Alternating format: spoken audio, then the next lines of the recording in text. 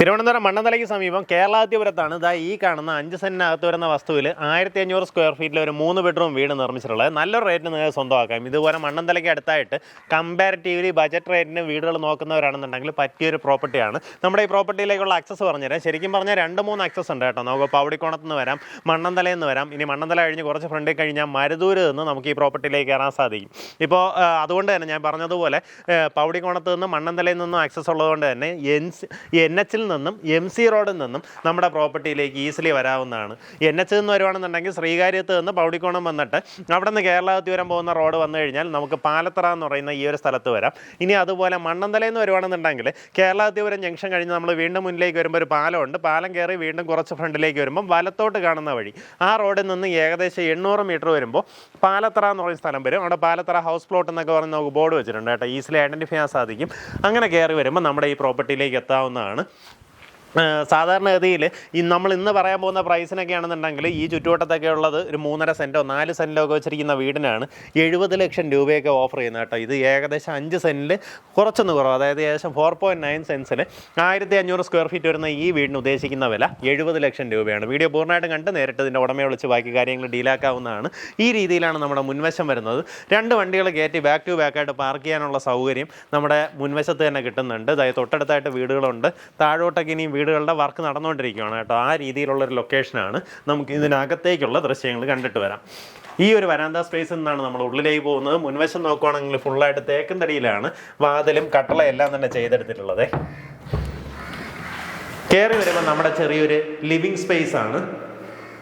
ഈ ഭാഗത്തായിട്ട് നമുക്ക് ഇങ്ങനെ ഒരു കോർണർ സെറ്റ് C ഷേപ്പിൽ തന്നെ അറേഞ്ച് ചെയ്തെടുക്കാവുന്നതാണ്. സീലിങ്ങിലൊക്കെ ലൈറ്റ്സ് കൊടുത്ത് നീറ്റാക്കിയിട്ടുണ്ട്. ഇവിടെ ആയിട്ട് നമ്മുടെ ഡൈനിങ് വരും. ഇതിൻ്റെ ഒരു കോമൺ സ്പേസിലാണ് നമ്മുടെ TV യൂണിറ്റ് സെറ്റ് ചെയ്യാനുള്ള വർക്ക് ചെയ്തിട്ടുള്ളത്. TV യൂണിറ്റിൻ്റെ പ്രൊവിഷൻ വേണമെങ്കിൽ അവിടെയും കൊടുത്തിട്ടുണ്ട്. അപ്പോൾ ഇവിടെ ആണെന്നുണ്ടെങ്കിൽ നമുക്ക് രണ്ടിടത്തുനിന്നും വിസിബിലിറ്റി കിട്ടുന്ന രീതിയിൽ TV യൂണിറ്റ് സെറ്റ് ചെയ്യാൻ സാധിക്കും. നമ്മുടെ കിച്ചൺ വരുന്ന ഒരു ഓപ്പൺ കൗണ്ടർ കിച്ചണാണ്. ഈ കൗണ്ടറിൽ നിന്ന് ഈസിലി നമ്മുടെ ഫുഡ് എടുത്ത് സെർവ് ചെയ്യാനും സാധിക്കും. ഈ ഭാഗത്തായിട്ടാണ് വാഷ് ഏരിയ സെറ്റ് ചെയ്തിട്ടുള്ളത്. ഇതൊക്കെ വരുന്നത് എസ്കോ ബ്രാൻഡിൻ്റെ വാഷ് ബേസിനാണ് ഫിറ്റ് ചെയ്തിട്ടുള്ളത്. കിച്ചണിലേക്ക് വരുമ്പോൾ ഫുള്ളായിട്ട് ഈ രീതിയിൽ സ്ലാബ് ചെയ്തിട്ടാണ് നമുക്കിതുപോലുള്ള മോഡുലാർ കിച്ചൻ്റെ വർക്ക് ചെയ്തിട്ടുള്ളത്. അലുമിനിയം ഫാബ്രിക്കേഷനിലാണ് നമുക്ക് അടച്ചെല്ലാം ചെയ്തെടുത്തിട്ടുള്ളത്. ഇവിടെ എല്ലാം തന്നെ സ്റ്റോറേജ് സ്പേസ് കാണാം. ഈ രീതിയിൽ ഒത്തിരിയധികം സ്റ്റോറേജ് സ്പേസ് കൊടുത്തിരിക്കുന്നതായിട്ട് കാണാം. ഇവിടെ നമ്മുടെ ബാക്ക് യാർഡിലേക്ക് ഇറങ്ങാനുള്ള പ്രൊവിഷൻ ഉണ്ട്. പിൻവശത്തേക്ക് ഇറങ്ങുമ്പോൾ അത്യാവശ്യം സ്പേഷ്യസ് ആയിട്ടുള്ളൊരു ബാക്ക് യാർഡ് തന്നെ കിട്ടുന്നുണ്ട്. ഇവിടെ തന്നെ നമുക്കൊരു അടുക്കളത്തോട്ടം സെറ്റ് ചെയ്യുക. അതിന് വേണ്ടിയുള്ള സ്ഥലം അങ്ങനെ തന്നെ വിട്ടിട്ടുണ്ട്. ബാക്കിയുള്ള സ്ഥലത്തെല്ലാം ഇൻ്റർലോക്കും ചെയ്ത് നീറ്റാക്കിയിട്ടുണ്ട്. ഈ ഭാഗത്തായിട്ട് തുണി നനയ്ക്കാനുള്ള കല്ല് സൗകര്യങ്ങളെല്ലാം ഒരുക്കിയിട്ടുണ്ട്.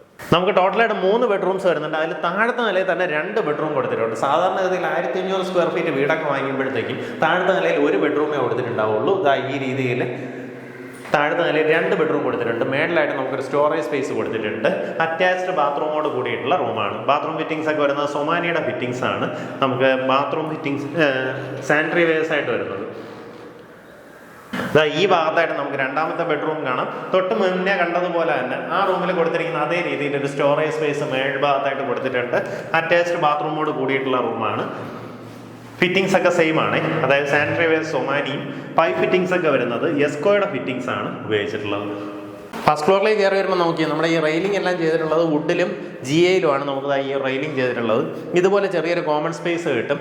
അവിടെ നിന്ന് നമുക്ക് താഴത്തെ നിലയിൽ കാണിച്ചിട്ടുള്ള അതേ സെയിം ലേഔട്ടിൽ തന്നെ ഒരു ബെഡ്റൂം ഈ ഭാഗത്തായിട്ട് കാണാൻ സാധിക്കും. അറ്റാച്ച്ഡ് ബാത്റൂമോട് കൂടിയിട്ടുള്ള റൂമാണ്. ബാത്റൂം ഫിറ്റിങ്സ് ഒക്കെ സിമിലർ ആണ്. നേരത്തെ നമ്മൾ കാണിച്ച അതേ സിമിലർ ഫിറ്റിങ്സ് തന്നെയാണ് ഇതിനകത്ത് ഉപയോഗിച്ചിട്ടുള്ളത്.